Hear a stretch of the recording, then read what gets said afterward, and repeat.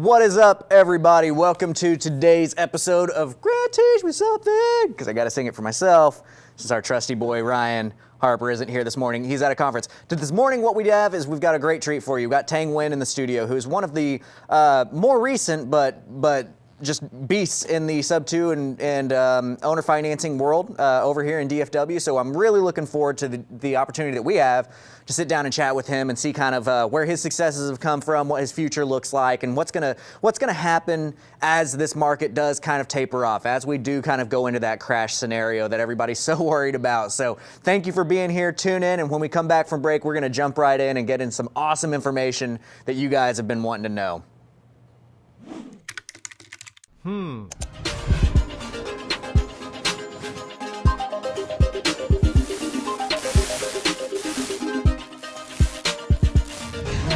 Teach me something.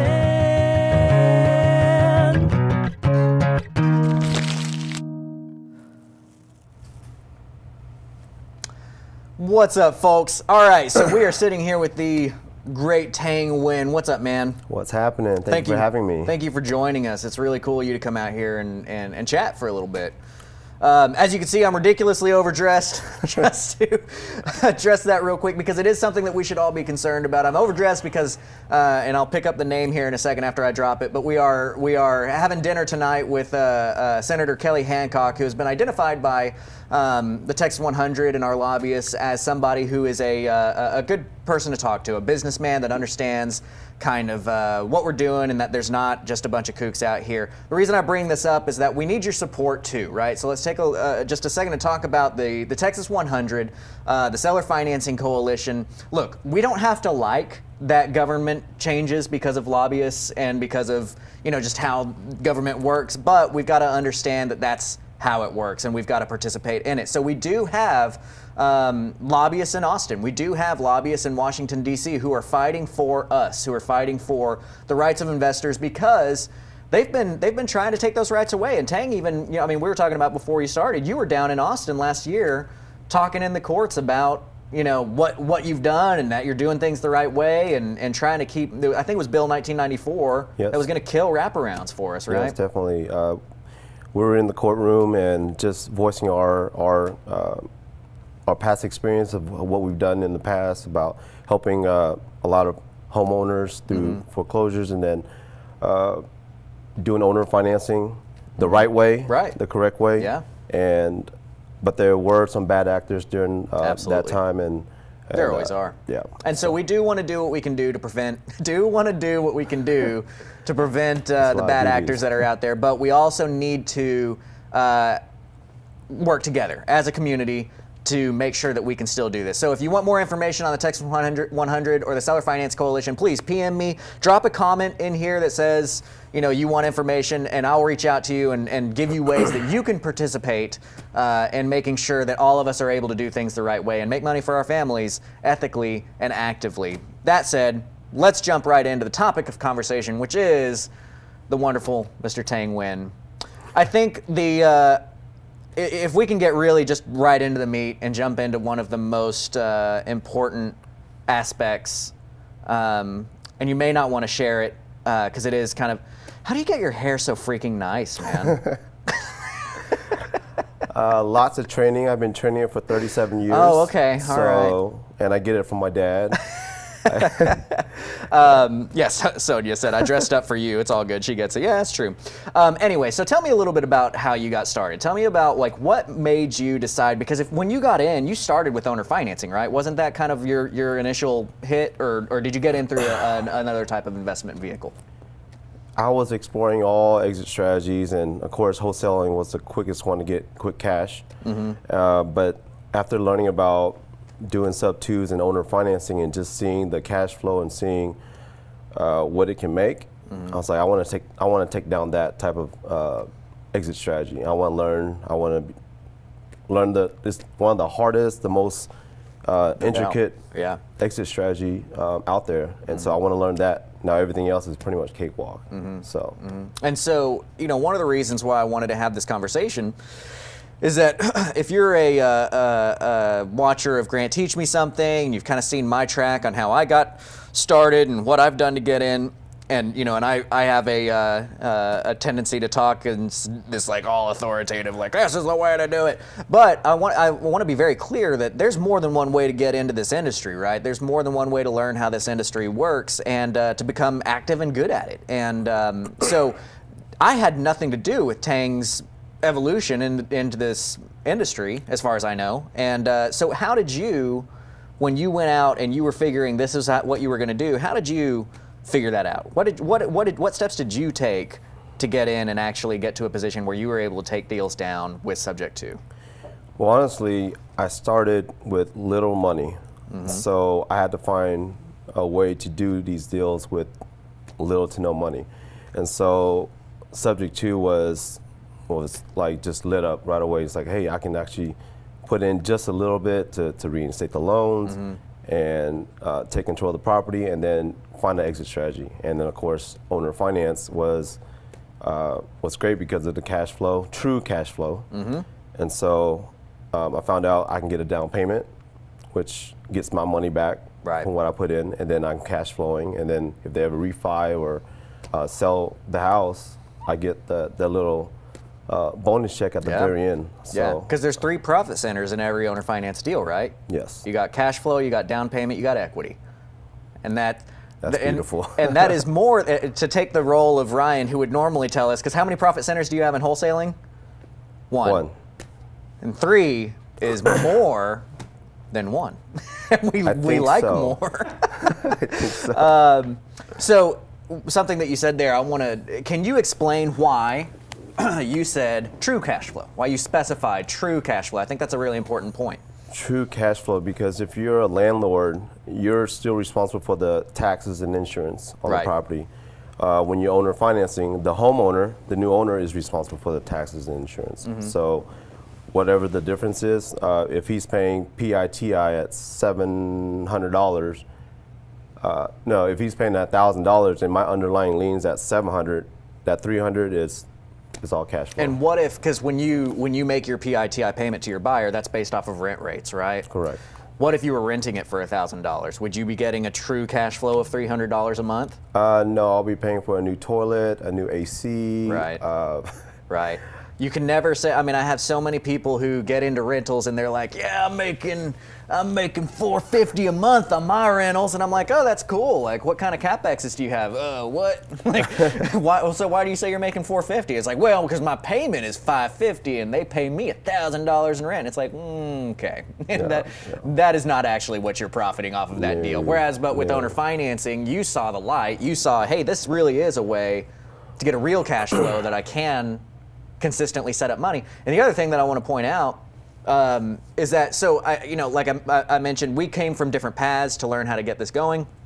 But if you look at a common string of those of us that are in this business and in this industry and doing it actively, one of the common strings, like I didn't have any money when I started this business. I had $0 to put into this. I had like $1,500 that I could put into marketing when I started this. I quit my job with $1,500 to do in marketing. That was, I'm not telling you to do that, but that's what I did. That's all I had. I had nothing. I didn't have any lenders. Nobody in my family had money. Like, I don't come from a wealthy background at all. My grandfather was a oil rig worker, lived in a trailer, and I've got some. Well, I don't even really say I have distant relatives that have money. So I dove in saying, how do I make money with no money? And it sounds like that was similar for you, right? Same. How do I make money with no money? Yep. So if you can do that with no money, and once you do have it, you can do a lot of damage. I mean, you can buy a lot. So that's what we're approaching. That's awesome. So guys, if you have any questions for Tang, please drop them in the comments here. This is a really good opportunity to get to know somebody else who's out there doing this business in a larger scale. So please drop them in the comments. We are paying attention to those. We'd love to get them answered for you. So Tang, you got started about 2016, right? Into 2015, into 2016. Yes. So yeah. How long did it take you to catch traction in this business? How long would you say it was? How many months would you say it was and before you were consistently buying multiple deals a month? Probably 3 months of hardcore marketing. Okay. So summer of 2015, I went out, instead of door knocking, instead of doing anything, I went out and put decals on cars for a solid 2 months. I would get appointments, 6-7 appointments a day just to put decals on cars. And I'm like, do I go on door knocking or do I just keep doing this? I know there's a marketing piece that nobody was really doing over here, so I just kept doing it. So I got up close to 100 cars, and then the calls started coming in, and the leads started coming in. I was like, okay, I see something here. Also got bandit signs. I know it's not, it is what it is. Right. Did that, went hard like the end of, during Thanksgiving, 2015 and Christmas, just consistently put out 200-300 a week, every week. And is this you putting the signs out? me putting out the signs when I first started. Did you have a team when you started? Did you have anybody that you went into this with? No, started by myself. My wife helped me a bunch. Thank you for writing all the bandit signs, all handwritten. That's awesome. She has great handwriting. Yeah, there was just consistently putting out signs during the times when nobody was really working. Yeah. Thanksgiving, Christmas, and came in January with 9 contracts. That's awesome. And since then, I just kept scaling all the marketing pieces. So That's those very two, I cool. scaled it. Brought in a couple guys to do the bandit signs. The guys do decals on the weekdays, and the weekends they're putting out bandit signs. Okay. And Still to this day, or? no, we phased out of that. Cars, it was good, but it comes with bads. Yeah. Like I'll still get cops calling and say, hey, is this your car abandoned right here? I was like, no, that's not. It's just my decal. This is not my car. And you know, you jackass, you cut me off. I'm like, no, that's not that's me. funny. That's just a driver that has my decal. Okay, I think I'm done with this for now. Love Yeah, it. Yeah. Did you learn that from Daniel, or did you learn that the car decal thing, or did you Yeah, learn from that? another gentleman in Phoenix. Oh, okay, So, cool. yeah. Awesome. Yeah, it's a cool way to go about doing things. Eric has a question. Is there a course on Subject 2? I'm in Illinois. There is, actually. If you go to propelio.com/academy, it's free. It's you put your email in, you have access to all of the stuff. I actually have an 18-hour course on everything you need to know with Subject 2, owner financing, wraparound mortgages, everything that goes into that. You're gonna love it. It's 38 lessons full of Sub 2 training, so it's a full A to Z. You know, so I'm giving away something that I could very easily charge $5,000 for. Go take advantage of it. Propelio.com/academy. I'm sending all my acquisition guys to you. Yeah. Honestly, yeah. I mean, I tell my mentor students, you know, like I have a mentor student out of California right now, and she is pushing into Austin with her operation because California is kind of ridiculous. And she's like, well, why don't I go to the Texas, California? And she's all worried about training her acquisitions folks. And I'm like, show them the videos that I've got to train you. Like, use this resource to build your business. That's why we're doing this. That's why somebody like Tang is so willing to have the public persona that he does, because if there's one thing that you hear about Tang is that he's helping people out, right? He's helping people close deals that weren't able to close. And I'm hopeful to be in that same category for you guys, and that I have a large push to help you guys buy more houses, right? We have to help each other build this community together. So don't be afraid of sharing that information out and getting other people going, right? Yep. Actually, I think that would be a good transition into, so we were talking about marketing, like how you got started, how we're sourcing deals here as a Subject 2, as an owner financer. The beginning of your story starts with bandit signs and cars. But nowadays, from what it seems like, from what we've talked about, and I know that this rings true for me, is like, for me, a majority of my leads are referrals from other people who can't close their deal. Is that, would you say that's true with you? Yes, I'm blessed to get an inbox full now of other investors who don't quite understand Subject 2, and it doesn't even fit their box. So they're like, hey, I got some leads. I don't know what to do with them. Here, just see if you can take them down, and just give me whatever for it. And I'll look at these leads. I'm like, these are awesome leads, and I'll definitely pay you for these leads. So that's how I started sourcing more deals through referrals. And then some guys just really want to learn how to do it. I'm like, yeah, jump on board. Let's walk through this Subject 2 process, and and get more deals. Absolutely. That way, so. This is the way. So either me or Tang, right? Like anybody that you know that's doing this business. If you are a wholesaler, there's somebody you can talk to. But like the questions that we've got here of people asking about getting into the sub-2 side, getting into the owner financing side, this is a big reason why it's so wonderful, is because we are helping other people close their deals. But guess what? We're getting deals out of it, right? Mm-hmm. So the cool thing for somebody, say you're a wholesaler, right? If you're a wholesaler, what does your buy box look like as a wholesaler? How do you have to acquire that property? At a deep discount. At a deep discount, right? Yep. 70, 75%, something like that. What happens if your seller owes 85% of the value of the house and you're a wholesaler? You're walking out that door. You can't help that. Can't help them. That seller. So this is a phrase that I will tell you guys as a, hey, if you want to send a lead to me or Tang, cool. Anybody else that you know to do this, but also if you're learning how to do this, this is how you can approach other wholesalers as a social marketing strategy. And this is the phrase that I like to use with people, is I tell them, what are you doing with that deal? What are you doing if they owe 85 cents, whatever. The answer will say something along the lines of throwing it away, right? And so then what you can say is, well, look, I specialize in those low equity deals. I specialize in making those deals make money. And I always make sure that if somebody's involved in a deal, they're going to get paid, right? Because how many times, I have this happen multiple times a week. People throw you a lead and they're like, I don't even want anything from it. I'd just like to see it go through. Yes. And I have a policy in our company that if you are involved in a deal anyway, anyhow, and me making money, you're going to make money off of it, right? Yeah. And so we make sure that they get paid. And here's the kicker phrase that I'm all of this verboseness getting to, is you can tell them, this way you can pay for your marketing campaign out of your trash can. Yes. Right? We are trash man. We are trash men. We like to pick up trash. Hashtag trash men. That's hilarious. We've got a question on YouTube. Can you deep dive into a recent subject to deal? That'd be great. Yeah. Tell me about one of your recent sub 2 deals. Wow. How about one that we kept the seller in the house? Okay. Okay. Yeah, this one's pretty interesting. So actually, we had another wholesaler bring this to us. He didn't know what to do with the deal, so he was like, hey, can you help this lady out? It's like, sure, and take a look at it.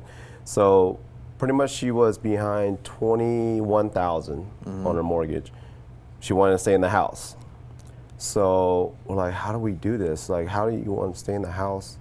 And she owes like, so we look in their background, we look at their history, look at what's going on in their lives. Of course, she's going through a divorce. She's getting paid. She has a full-time job in oil and gas, so she's making money. It's just she got behind paying some court fees and other things and paying some equity out to the ex-husband. So she got behind. So what we were able to do was get a loan. Of course, we sourced a loan from our private money guys and reinstated the loan, paid for her daughter's wedding. Okay. And kept her in the house. So so we took it sub 2. She's actually staying in the house. We're doing a 6-month lease option. Okay. And she is buying the house back at full value price. Okay. In 6 months, because she's doing big projects in oil and gas. Yeah.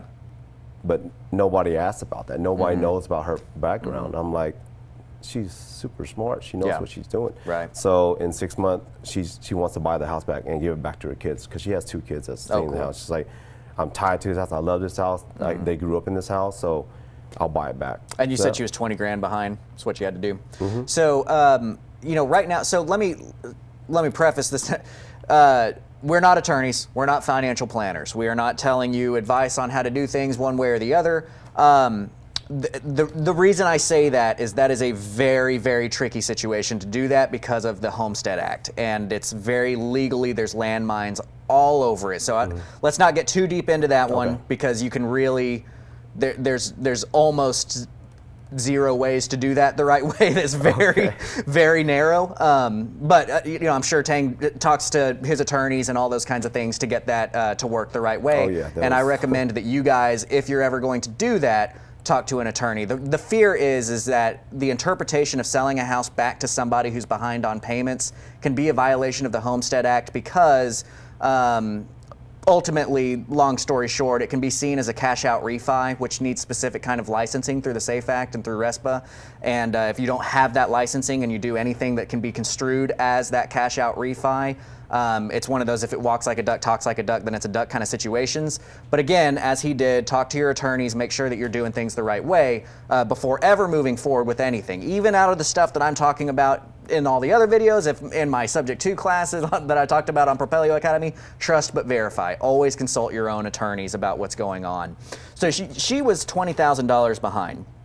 And one point that you talked about in getting that deal done that I think is very important for today's investor to understand is getting that second lien money, right? Getting that lending from your private money source to cover the 20 grand that it took to do that. So we talked about a little bit on the sub 2 side. And by the way, what was her interest rate? Do you know what her interest rate was? 4. And how much longer did she have on the loan?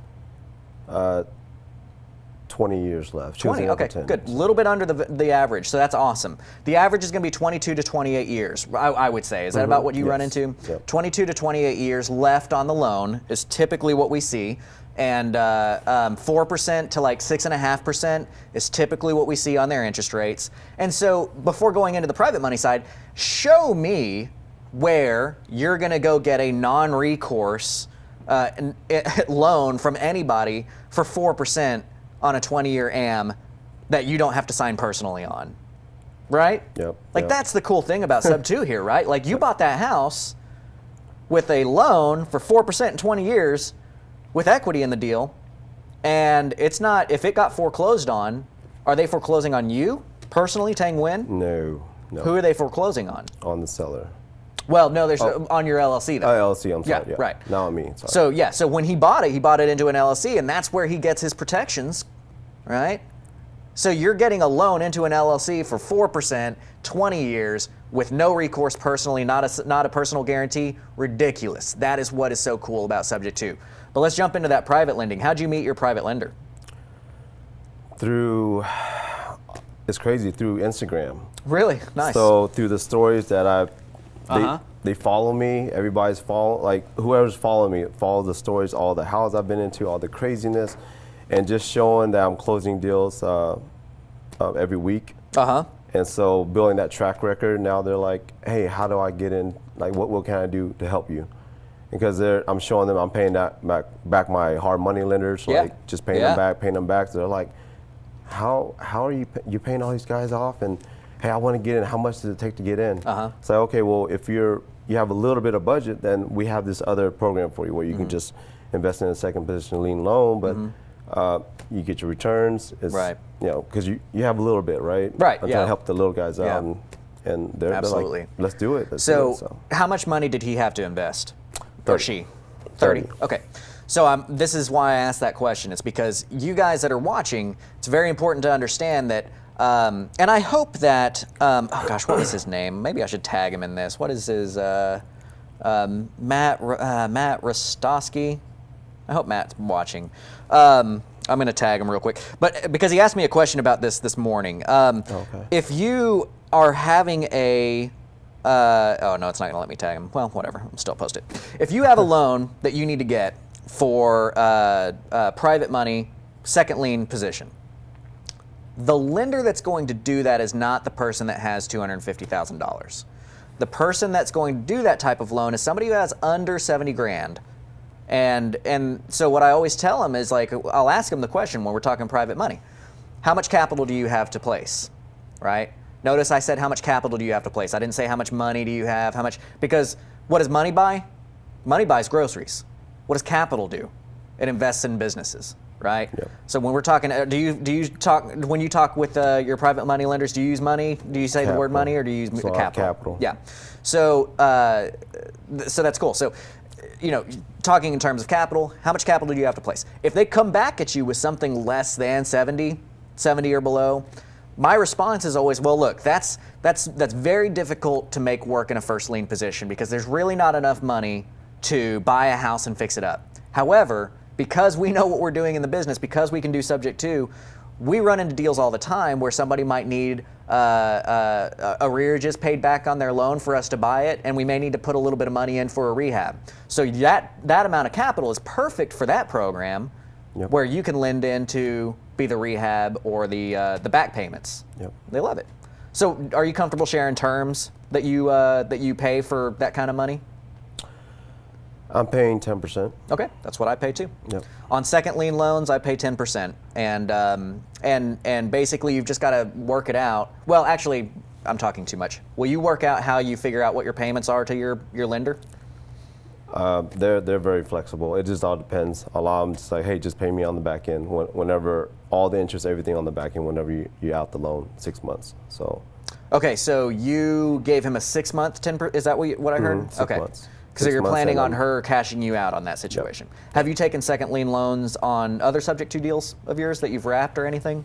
Not really? Luckily, we've been having enough capital to take care of our own deals. Cool. And like I said, when I first started, I did that a lot, right? And then I learned that I got to do some wholesale deals to replenish the funds in the account to keep going. Get that big cash. What's your average wholesale fee? 15. Good. That's 15. Really good. Most of the industry that we see in DFW is 8 and 10, 8 to 10. The good wholesalers are going to be somewhere between 15 and 22 on their average wholesale fee. Mine's like 18, but I very rarely wholesale. I only wholesale if there's a huge amount of money. So I kind of pad my number by only wholesaling big deals on it. But just to give you guys an idea of what's building that up. So let's look at the course of action that you've had here, right? So you got in, did some wholesale deals, learned how to do subject to, took down freaking 9 deals within your first 6 months of existence in this business? Is that what I heard? That's stupid. That was crazy. That's stupid. And it could have been more if I had a better network, if I knew how to do certain deals. Yeah. Because all the 9 was almost all wholesale. It was like wholesale, the picture was a wholesale. Like right away, I got a good discount on them. And then I started learning about subject to. I'm like, I could have gotten more deals. I know. I just passed them up when I first started. That's one of the common strings that I see when I'm teaching somebody is they start like sinking in their seat, and I'm like, what is wrong? And they're like, I'm just thinking about how much money I could have made on all these things.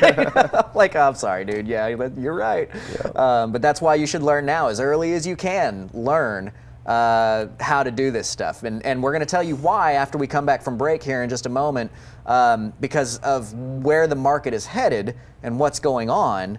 We have to understand what strategies work for which situations, right?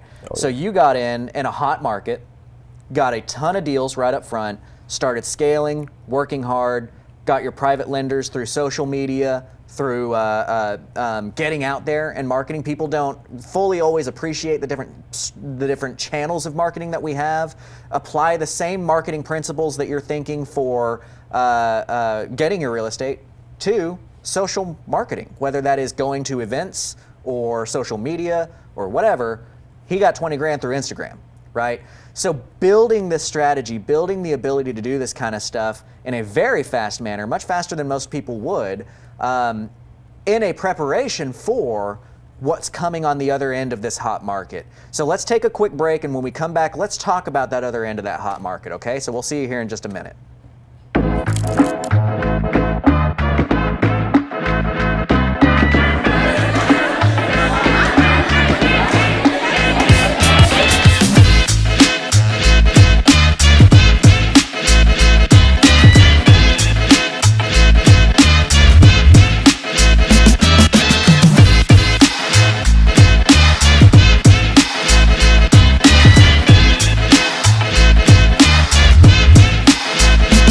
All right, welcome back, everybody. Thank you for being here. So this is an awesome episode where we've got Mr. Tang Nguyen, who is a I'm saying more recent, but I don't mean that when I say he's a more recent beast. I'm not trying to diminish anything by saying that. I'm saying like it is really difficult to get to that position as quickly as he has, and so it's very valuable for us to listen to what he's saying. We're about to talk about the crash. We're about to talk about how this strategy applies in the crash and why you really need to know this for that situation. So please share this video right now. Click share. Let people know. Share this video in a group that you think might be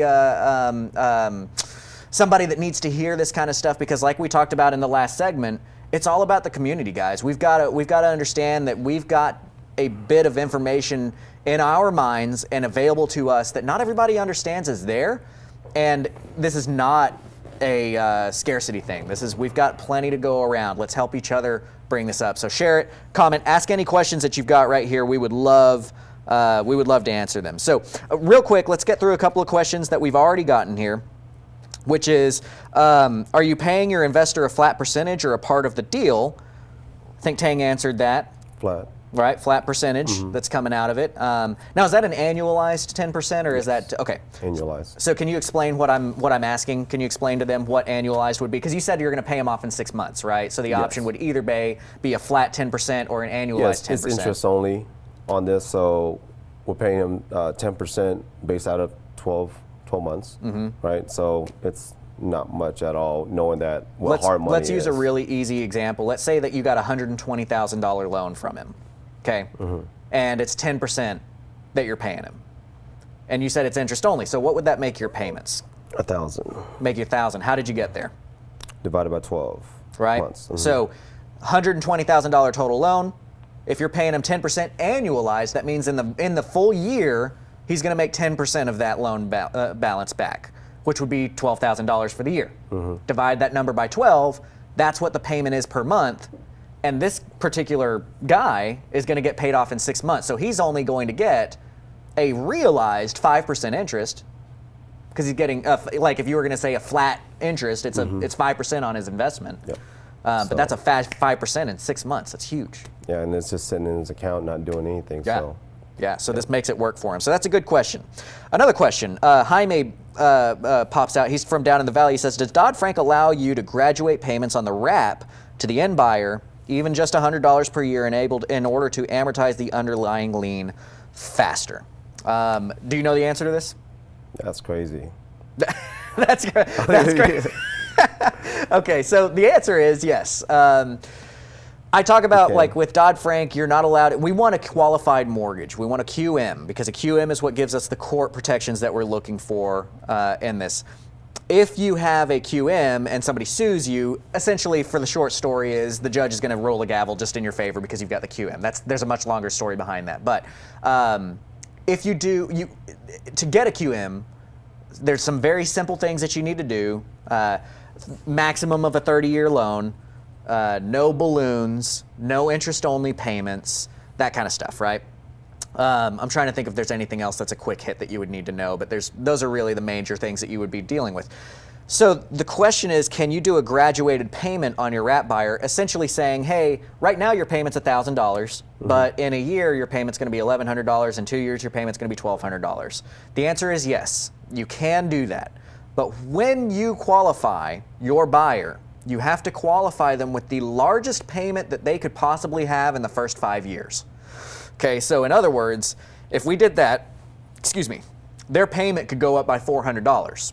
They would have a $1,400 payment by year 5. So when we're looking at their underwriting package and deciding if we're going to sell this house to them, we have to qualify them as though their payment is $1,400 right now. Compare that to their income, and if you feel like they could afford that payment, you're good to go. Same rules apply to an ARM. It's just the largest payment they could possibly have in the first 5 years is how you have to qualify that buyer. It's a great question from Jaime. Let's see. And what price point? That's a great question. What price point are you doing the majority of your sub-2 deals? Price point, I wanted to stay under $150,000. Is that what they're at? Yeah, because finding an owner finance buyer in the $200,000 range it's less buyers out there that can have a good down payment. So we typically stay under $150,000. Okay, so. Awesome. My recommendation is exactly that. It's like I like to stay 75 to 150. I cap at 250. I don't like going above 200. That's kind of a complicated way. I just simply I cap at 250. That's all I tell people. But if we're talking about like what do we really want, that 75 to 150, that's gold. Okay, so. Lacey says that commercial is really loud here at Hooters. Bring me some wings, Lacey. That's what we need. Okay, so let's, as promised, talk a little bit about the market. Right now, we got a lot of people thinking that the sky is falling. And worried about. Yeah. What's your view of kind of where we're at, where we're going, that kind of thing? It's just a correction. It's not like, I don't feel it's a crash. It's just more of a correction because we were just moving way too fast. Last year was just the appreciation, just the demand was just the appreciation was crazy, like on certain houses. Like if you're just a new flipper, right, and you get a house in March and you can technically screw up for 6 months and sell and still make a profit, something's wrong with the market. Like that's insane. So I'm just afraid that's not going to work next year. Right. You got to get better contractors, or you got to get better at your doing flipping. Yeah. Because it's not going to work. It's not working right now already. I've seen. Are you doing flips right now? I hate doing flips, but I had to do a few flips because the deal told me to do so. It just. I love how you said that. I say that all the time. The deal tells you how to make money. Yeah. Our job is to know different strategies. That's why we're sitting here. We're learning different ways to do things, right? I always talk about our bat belt. We need different tools in our bat belt to do different situations. Get creative with those different tools. And by the way, with creativity, Tank gave us a great example of a creative solution in the last segment on how to help a seller out of a bad situation. We talked during the break just to make sure, and he'd gone through his attorneys, and he told me what he did. Which is totally above board, just for the record, and within the legal means. But I don't want to say anything about it because I want you to still contact your attorneys. If you're going to get something creative, I want you to go through those means. But you let the deal tell you. That was a crazy deal where she wasn't going to sell it unless she had a way to continue living in it, and he found a creative solution to help her live in it, right? Sometimes the deal is going to look at it, you're going to look at it and you're going to be like, look, for instance, like I'll do a flip. Well, let me ask you, what would make you choose to do a flip over a wrap? Price point. Okay. It was over 200,000, so okay. I was like, I'm not going to wrap this. Yeah. I think that's a great reason, is price point. What might be another reason that you would have to do maybe like a flip or a wholesale instead of a subject to and a wrap? Well, it was some are subject to flips because the seller doesn't want to stay in the loan long. Yeah. And so I'm like, okay, if you don't want to stay, but this is the only exit strategy is a sub 2 and get out of it, so I got to flip it. Yeah. And it made sense to flip the house. Fantastic. Fantastic. And again, you can just see how casually he throws out these super creative solutions that he's been able to come up with to do things. I similarly, I do a lot of sub 2 flips like in South Dallas where people don't have the 10% down payment that I want. I've got enough experience in certain neighborhoods to know, hey, this is a great house. It could be a great rental, but I don't really like rentals, but I can sub 2 it, not have to put stinking anything up really, and then go around and flip it because the days on market are so low, right? That's great. If your rents are not matched up with your ARV, that can be another area where you might want to do a sub 2 flip or something like that. So there's all kinds of different ways to handle these things. By having these strategies in that correction, talk to us a little bit about what you view as when this correction occurs. And I love how you said that it's not going to be a crash, it's going to be a correction, right? We're going to see a little bit of this more so than this sharp fall off. But I can tell you guys from experience, because I you guys are learning the crash. I was born in the crash. I was molded. What is that, like Bane? Whatever. He was born in the darkness. Anyway, I was born in the crash. That's where I got started. I got started in 2011, and that was height of the crash. I learned how to make money in the crash using subject to and using owner financing, and killed it. Made tons of money in the crash, right? And you hear all these stories commonly of people who get in a boom, because everybody gets in a boom, everything looks awesome.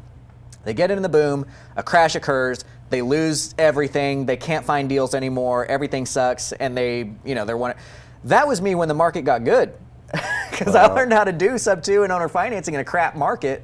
And it was 2015, first quarter of 2015, when it just turned here in DFW, and it was overnight. I saw one of my first marketing pieces. It said, the average days on market right now is 180 days. Sell to me, and I'll have it closed by next week, right? Wow, 180 days was our average That's days on market, insane. right? And overnight, it went from 6 months on market to maybe a week or two on market within 2 months of the first quarter of 2015. It was crazy. And I'm running around like a madman. What happened to all my money? Where do I make my deals anymore? And that's when I started learning some more of these cash strategies like he's talked about as well. But you've spent this past few years preparing yourself for that correction. Oh yeah. Right? So, and what are you doing right now, and how do you view getting into that area? So it's funny. Travion mentioned like, hey, where are you at social media? Like I don't see you posting anything. Because we've been working our butts off in the office, working on the business, building our systems, building processes to handle more subject to deals. Subject to deals, there's a lot of moving pieces. There's a lot of hand holding with the sellers, title company. It's a lot of moving pieces. So we're working on the back office, just building and making sure it runs, a transaction runs smooth without us being there. Mm-hmm. And if we can do that, we can handle more deals. I can take on more deals because I know it's coming. It's so that's what we've been doing. Yeah, I agree. I love that you have enough foresight to understand that this is a strategy that you can just Pac-Man deals in the crash, right?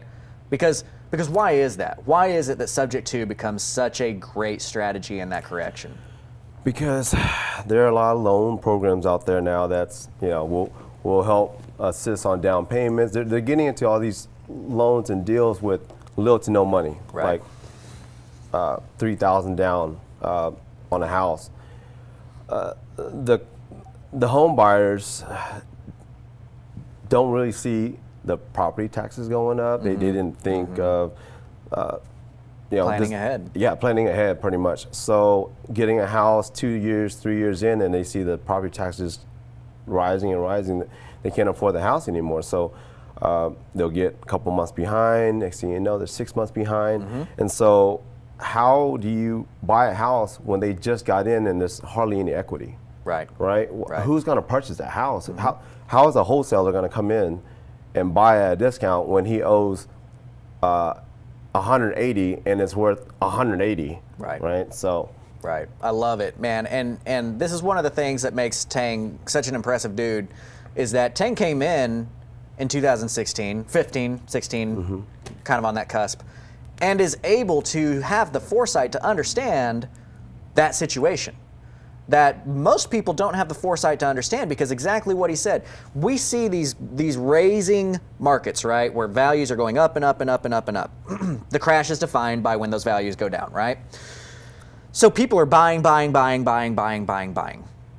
down payment, low down payment, whatever. Well, somebody who buys right here, when we see a correction and it tips off right here, and they're a year into their house, and they need to sell for whatever reason because taxes have gone up or whatever that might be. I mean, it wouldn't go up in that crash, but whatever that might be, they need to sell their house. Well, now their equity position is exactly what they bought it at. They don't have the ability to sell that property. So what we see in those down markets is we see a lot more deals where people aren't behind on payments, or they're maybe only behind on payments by $2,000 or $3,000, but they now have the foresight to say, holy crap, I need out, and there's not a light at the end of this tunnel.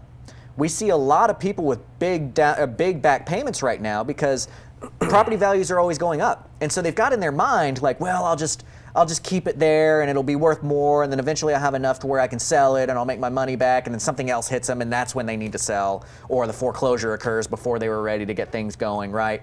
And so I love that you know that's kind of the situation that they're in, because if you can scale, I've been telling people all year, right now is the time that you need to be figuring out how subject to works.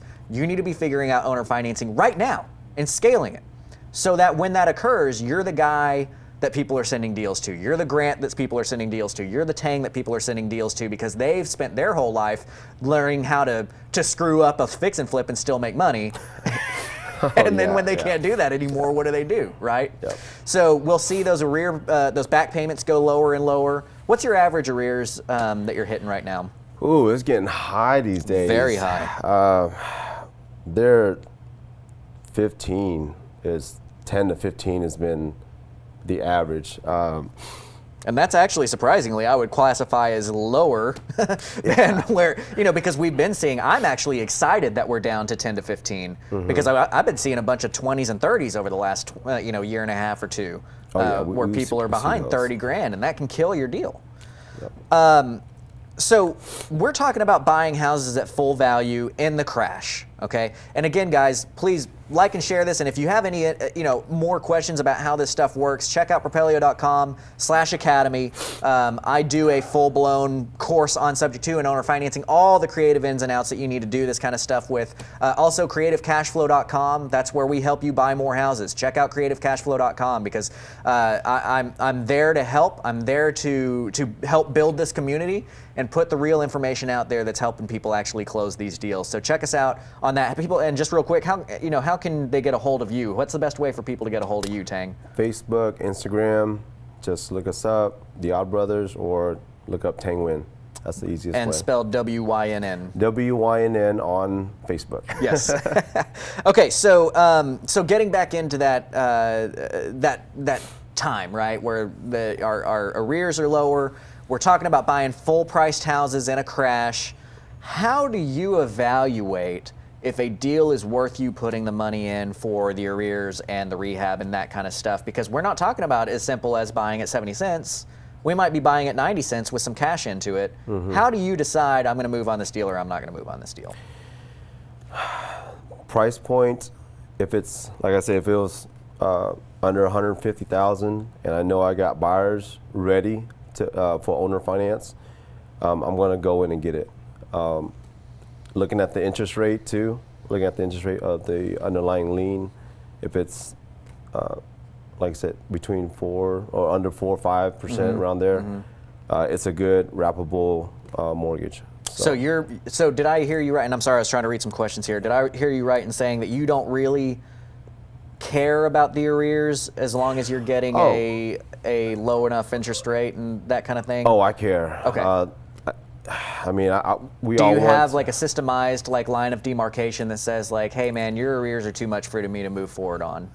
I wanted to stay under 20 all in. Okay. My reinstatement, repairs, everything. If it's 20 all in, then we can do the deal. Okay. That's cool, man. That's really good. So here's the thing is, I've got a ton of experience in this business. I love doing this business. I will help you close deals. Tang just told me and you guys that he'll close deals that I won't. Because for me, my line of demarcation is I want to have at least twice the amount of cash that we have to put up for the deal as equity, or I want to be in at like 82 to 85% of the ARV all in with their loan and my cash put together in that 82-ish% range of the ARV. That's kind of where I want to be.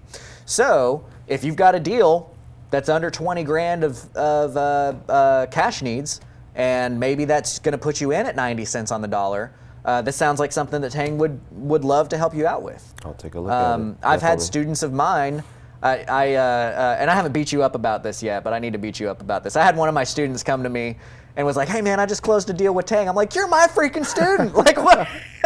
For real? But it was one of those kinds of situations, Okay. It was like, it was above what I would have done, but y'all are making money on it. And so that's awesome, right? This is why I wanted to bring you on, is because there are different ways to get into the business. There are different ways to make money in the business. And just because it is not a way that I have been preaching or teaching doesn't necessarily mean it's invalid, right? There's a lot of stuff where I am going to be like, yes, that is invalid. Don't do it that way. That's illegal. But there are a lot of things like this being a perfect example. I've got a different criteria than you do. And you're going to be able to help a market of people that I even can't. So that's a reason why you should be learning how to get into this and do this business. Jumping into some questions here, we've gotten Jaime is helping out a lot with. Alex had a question about doing assignments, and just to be clear, if you have a deal that you need to assign, you're just assigning your position in the contract. You don't need to get an assignment from your buyer. You get you get a contract with from your seller. You get a contract with your seller, and then you assign with your buyer. So, let's take a quick break. We'll come back. We'll kind of summarize how things have been, what we've looked at, kind of the path that Tang has taken to become the king of the at least the Fort Worth side, because you're over in Fort Worth, yes, right? Fort Worth. King of the Fort Worth side of DFW with these Subject 2 deals. We'll kind of summarize this, talk a little bit about what we've seen, what we're going to see, and then what we can do in the future. So let's take a break, and we'll come back at it right after that.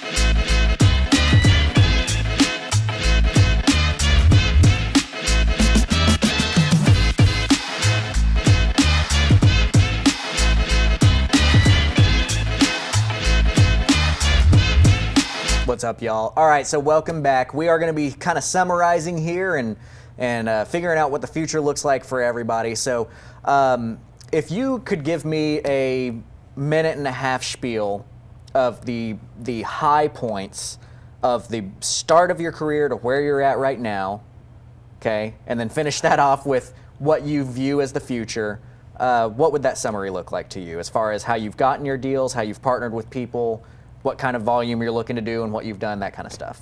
Oh, wow. So, got to keep marketing, guys. That's how I got started. Just market, scale it, scale every piece that you can. If it's working, every piece works. So you just got to scale it. Mailers work, you just got to scale it. You got to have a big old budget for it. But I still haven't done any mailers. That's the crazy thing. I shut off my mailers about a month ago, just FYI. And so, and then learn how to build a team, systems, and process. That's so huge.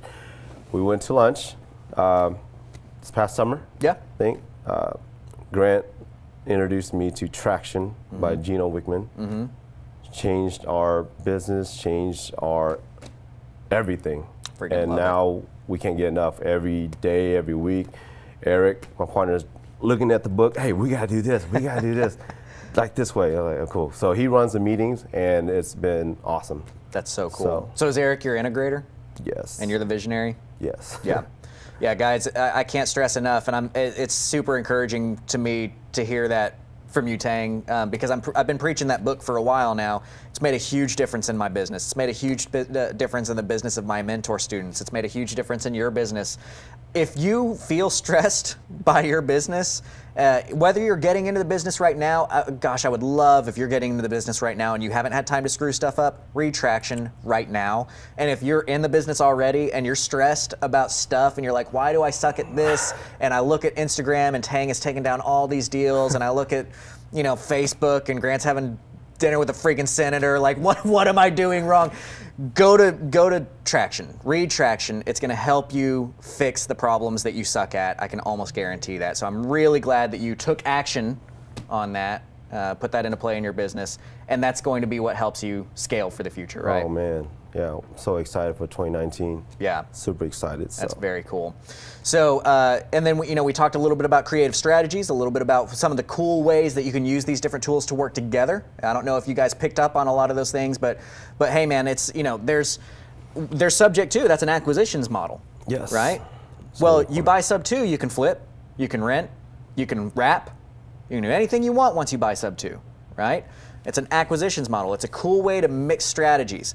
We've got cash lending available to us for acquisitions. Well, we're mixing strategies by using cash lending in a second lien position on a subject to acquisition, right? Yep. Mixing all these strategies together to make it to where we're capitalizing by getting creative on this, by looking at all of the different models we have available to us.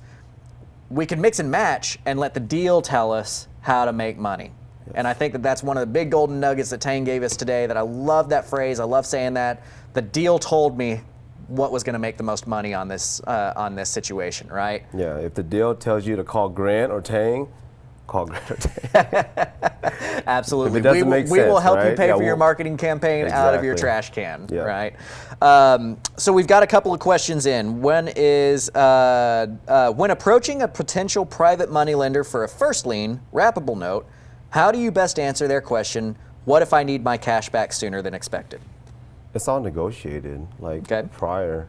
So, a good friend, Nancy Labs, she is actually doing the same thing. She's getting a lot of IRA, 10,000, 20, like small IRAs, and funding my business.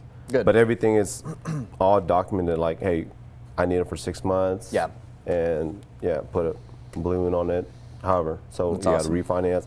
But her first deal with us, I got the funding. A week later, the property already sold. So she's like, "Can you hold on to my loan a little longer?" Yeah, I was I know. On the next one, don't worry. Yeah. And for the record, too, as we talk regulations, so Nancy is, I'm sure, handling all of this stuff in the Yes. background, but doing that falls under SEC law. So don't just be like, oh, that's something I never thought about. I'm just going to get a bunch of my friends and family to put money in, and then we can get a deal together. SEC law applies there. That is a fund management. You've got to do a lot of hoops to make that work the right way. Just for the disclaimer on that. The question being, hey, I'm going to do a 10-year loan with you. What happens if I want my money back sooner? Notes are very marketable on the secondary market. Have you sold notes? Oh, yeah. Yet? Okay. Oh, yeah. You like selling notes? Yes. I love selling notes. Selling notes is my easiest way I make money. Outside of, I mean, it takes a lot to get to a position where you can sell that note, but the actual act of selling that note is so easy and you make so much money on it. But I tell my sellers that too. It's like, look, if you have to liquidate before the maturity of our loan, I can help you find a buyer on the secondary market who might want to buy that from you, but it's going to take a discount to sell it, right? Yes. If I still owe you 100, you might be selling that note for 85 or 90 or something like that, but you can still cash out. So that's one way to handle those kinds of things. So I called you the king of Fort Worth. Bryce says, Tang equals the king of Fort Worth, what? Sohail comes back and says his hair looks like the crown. Tang win for president from Jay Coleman. So Brian asks, how do you come up with a spread or assignment fee when you are assigning a subject to deal? Oh, how do I come up with? I just look at a mixture of things. The ARV. I look at the ARV. If and also how much my reinstatement is, how much I have to get to the seller, the closing cost. So I'll factor all that in. If it's still all that is still way under the ARV, then I'll start calculating how much I can put on top. And so I gotta think buy and hold guy is gonna come in with 20 to 25,000 to buy a house, right? A regular house on a down payment and rent. He can do the same here, 20 to 25,000, but just take over the note. Everything's in place. There's no going to the bank, trying to get a loan. Everything's in place. And I pretty much gift wrap that sub to the investor. Like everything is set, all docs are ready. Awesome. That's awesome. Yeah, so that's a great way to do that. And the key point that he's hopping on here being, you look at what your buyer would want.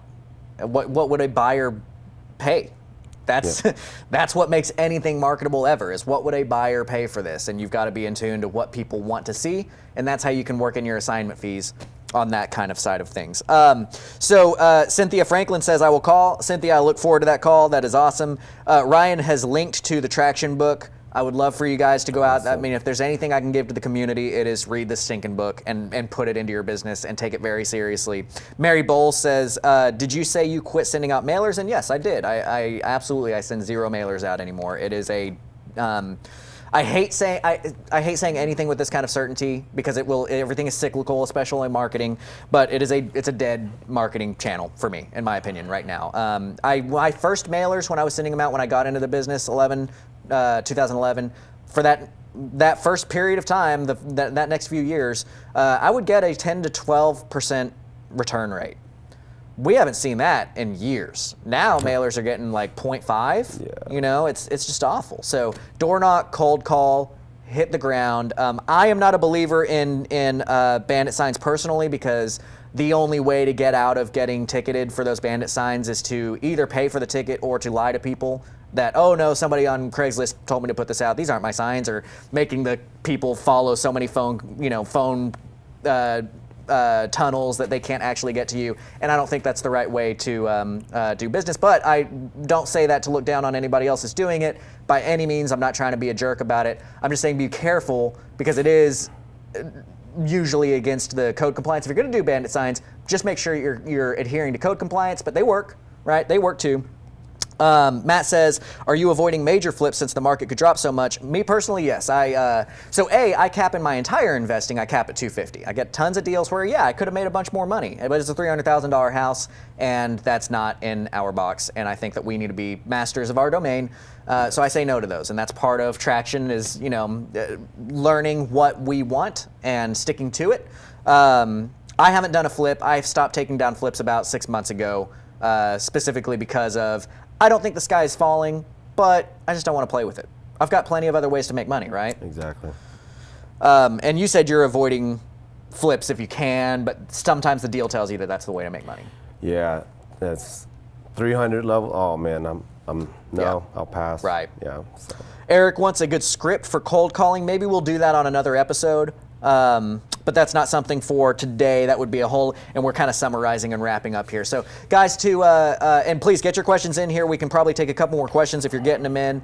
But again, to summarize, like, comment, share, let people know that this resource is here. And guys, let's not disrespect the fact that Propelio.com has put a lot of efforts and a lot of money into making sure that you guys can have an education in front of you that is free to you. It is free to you, but it takes hundreds of thousands of dollars to run an operation like this. It takes time out of the days of people who are killing it in real estate. If you look at my calendar is ridiculous, right? But we're taking time out of our days to help build this community, and that's not to act like we're not getting something out of it too. Like, let's be very clear here. There's something to be said that we're getting benefits from as well, but you're getting a ton of information for free, and it is sponsored by Propelio.com, which gives you great MLS comps because they are actually MLS comps. Real MLS sourced comps, leads lists, CRM, websites. Check out Propelio.com. If you like the way that I teach, look through the Grant Teach Me Something episodes. We've got them all categorized in their own playlist on the Propelio Facebook. Also, check out CreativeCashFlow.com. CreativeCashFlow.com is where I help you buy more houses. That is my calling. I will help you do everything in my power to give you all the resources you need to get out there and buy some more houses. And Mr. Tang Nguyen, people can get a hold of you how again?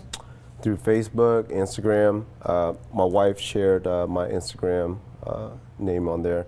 And also for, I think it was Eric Jones, if you want it, I can answer that tomorrow. Friday. We do Friday with the Odd Brothers, so we go eat lunch on Fridays, and anybody can come and join us. I'll answer whatever you want. We can run over anything you want, talk about business, life, Awesome. anything. How can they tell, like, where are you going to have lunch? Oh, so you got to follow me. But I think we already set this Friday at Pho Big Bow in Watauga at 11 a.m. So we'll be there eating, enjoying pho in this nice cold weather. That's awesome. So yeah, I always stop off and get coffee for everybody on my way in, and I was like, hey man, do you want some coffee this morning? He's like, yeah, I'll take a cup of pho. It's like, I don't think they have that. All right, guys. Well, thank you guys so much for tuning in. We're really blessed to have somebody like Tang sitting here, and for you to have the opportunity to kind of pick our brains about this stuff. Tang, thank you so much for taking time out of your busy day to come and chat and share some of your insights on what's going on. And guys, if you have any more questions, please continue to drop them in here. We will monitor this video going forward. Try to get in there and respond to your questions. Just tag us at Grant Kemp, at Tang Nguyen, WYNN, so that we can know exactly where that's going. And every Wednesday at 11, right here, back in the same bat time, same bat place for Grant Teach Me Something. Thank you guys so much for participating, and we will see you next week.